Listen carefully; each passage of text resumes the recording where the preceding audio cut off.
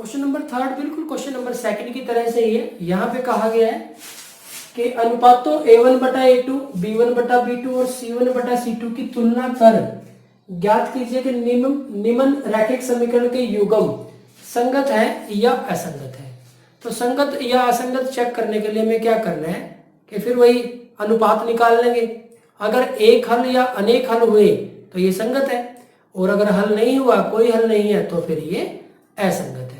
तो स्टार्ट करते हैं। फर्स्ट पार्ट में है हमारे पास 3x जमा 2y बराबर है 5 और 2x माइनस 3y बराबर है 7। पहले बच्चों यहाँ पे एक बात ध्यान रखोगे, इससे पीछे वाले क्वेश्चन में पहले x वाली टर्म फिर y वाली टर्म और जो कांस्टेंट टर्म एचर राशि थी उसको भी हमने सारे को लेफ्ट साइड में लिखा था। तो अब देखो यहाँ पे जो कांस्टेंट टर्म है, जो एचर है, वो राइट साइड में है, तो इससे कोई फर्क नहीं पड़ता, दोनों ही या तो लेफ्ट साइड में, दोनों ही एचर या तो लेफ्ट साइड में हो या फिर राइट साइड में हो, कोई प्रॉब्लम नहीं है। आप इसको चाहो तो इस तरह से लिख सकते हो, 3x जमा 2y माइनस 5 बराबर है 0 और इसको 2x माइनस 3y माइनस 7 बराबर है 0। तो सारा लेफ्ट साइड में रखो, जो कांस्टेंट टर्म है, जो एचर है, उनको बेशक लेफ्ट में रख लो या राइट में रख लो, कोई फर्क नहीं पड़ता, लेकिन दोनों एक साइड में हो। ऐसा ना हो कि एक तो लेफ्ट, एक समीकरण में तो वो लेफ्ट साइड में चला जाए और एक समीकरण में राइट साइड में चला जाए, ऐसा नहीं करना। अब ये दोनों देखो, दोनों एचर राइट साइड में है, तो इससे भी हमें कोई प्रॉब्लम नहीं है। तो हम इसको A1 B1 C1 उस तरीके से लेके इसको सोल्व कर सकते हैं, तो इसकी जरूरत नहीं है। आपको बस ये बात ध्यान रखनी है, या तो दोनों ही एचर लेफ्ट साइड में हो या दोनों ही एचर राइट साइड में हो। अब यहाँ पे हमारे पास A1 कितना है 3, तो B1 कितना है 2 और C1 कितना है, C1 है हमारे पास 5। इसी तरह से A2 कितना है 2 और B2 कितना है -3 और C2 कितना है हमारे पास 7। तो 3 2 5 3 2 5 और 2 -3 और 7, ये आ गया हमारे पास। A1 बटा में A2, A1 बटे में A2, ये हो गया 3 बटे में 2 और B1 बटे में B2, ये हो गया 2 बटे में -3 यानी कि -2 बटा 3। तो देखो ये दोनों बराबर ही नहीं है, तो C1 बटा C2 तो देखने की जरूरत ही नहीं है। तो A1 बटे में A2 बराबर नहीं है B1 बटे में B2, तो यहां से कैसा हल मिलेगा, अद्वितीय हल, अद्वितीय हल। तो अद्वितीय हल आ गया, यानी कि हल आ गया, तो यानी कि ये कैसे हो गए संगत। तो इसका आंसर कैसा आ गया, संगत। तो बिल्कुल इजी क्वेश्चन है। इसी तरह से सेकंड पार्ट देखते हैं। सेकंड पार्ट में हमारे पास 2x माइनस 3y बराबर है 8 और 4x माइनस 6y बराबर है 9। तो यहाँ पे A1 है हमारे पास 2, B1 है हमारे पास -3 और C1 है हमारे पास 8। A2 है हमारे पास 4, B2 है हमारे पास -6 और C2 है हमारे पास 9। तो A1 बटे में A2 कितना हुआ, 2 बटे में 4, यानी कि कट के कितना आ जाएगा, 2 एकम 2, 2 दूनी 4, 1 बटा 2। B1 बटे में B2 -3 बटे में -6, तो 3 एकम 3, 3 दूनी 6, माइनस भी कट गया, तो ये भी कितना आया 1 बटा 2। C1 बटे में C2, ये कितना आया 8 बटे 9। अब आप देखो ये दोनों तो बराबर है, लेकिन इसके बराबर नहीं है, यानी कि A1 बटे में A2 बराबर है B1 बटे में B2 के, लेकिन बराबर नहीं है C1 बटे में C2। तो इसका कोई हल नहीं। अगर कोई हल नहीं तो क्या हो जाएगा, ये असंगत। तो ये जो समीकरण निकाय है वो क्या है, असंगत है। तो बिल्कुल इजी क्वेश्चन है। ठीक इसी तरह से अगर हम पार्ट थर्ड को देखें,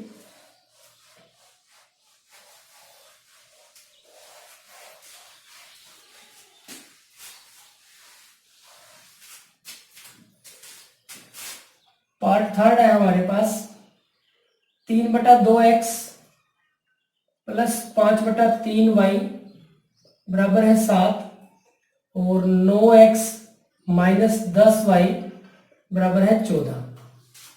तो यहां से A1 का मान कितना है, A1 है 3 बटा 2, B1 है 5 बटे 3, 3 बटा 2 5 बटा 3 और C1 है 7। A2 है हमारे पास 9, B2 है हमारे पास -10 और C2 है हमारे पास 14। तो A1 बटे में A2, A1 3/2, A1 3/2 और A2 9। तो 9 के बटे में 1 लगा देते हैं। अब पहला और चौथा इकट्ठा होता है और दूसरा और तीसरा इकट्ठा होता है। 3 गुना में 1 और 2 गुना में 9। यहाँ पे स्टूडेंट क्या गलती करते हैं, 9 को ऊपर ले जाते हैं। अब देखो मेन डिवीजन हमारी ये है, तो इसके नीचे ये है तो ये ऊपर थोड़ी जाएगा, तो इसके नीचे भी 1 लगा दिया। अब 4 पूरे कर लिए। अब पहला और चौथा इकट्ठा हो जाएगा और दूसरा और तीसरा। 3 एकम 3, 3 तिया 9, तो 1/6, 2 तिया 6 हो गया। इसी तरह से B1 बटे में B2 5 बटे में 3 और बटे में -10, बटे में 1 लगा लेते हैं। तो 5 गुना में 1 और ये 10 और 3, माइनस यहाँ आगे लिख लेते हैं, यहाँ लिख लो, कोई फर्क नहीं पड़ता। तो 5 एकम 5, 5 दूनी 10। तो देखो 1/6 तो बन रहा है, लेकिन ये माइनस का बन रहा है। 1/6 तो ये भी बन रहा है, लेकिन ये माइनस का बन रहा है। तो इसका मतलब ये दोनों बराबर नहीं है। तो A1 बटे में A2 बराबर नहीं है B1 बटे में B2, यानी कि अद्वितीय हल।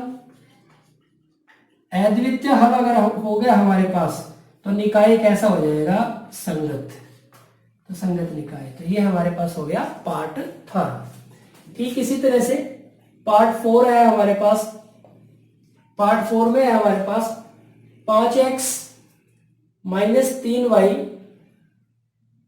बराबर है 11 और -10x + 6y बराबर है -22।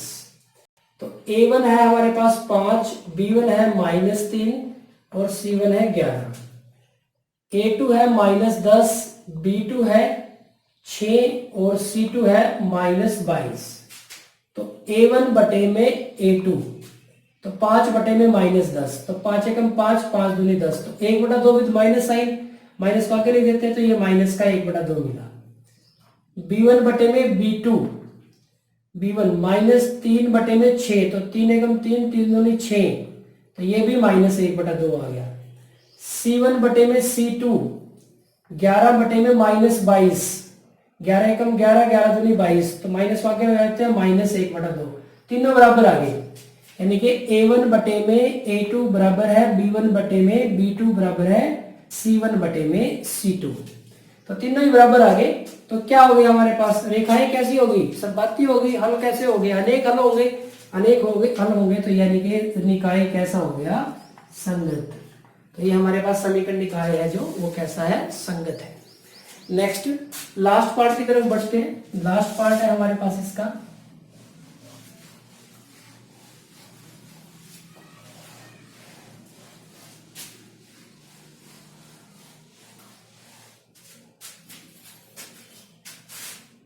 फिफ्थ पार्ट में है हमारे पास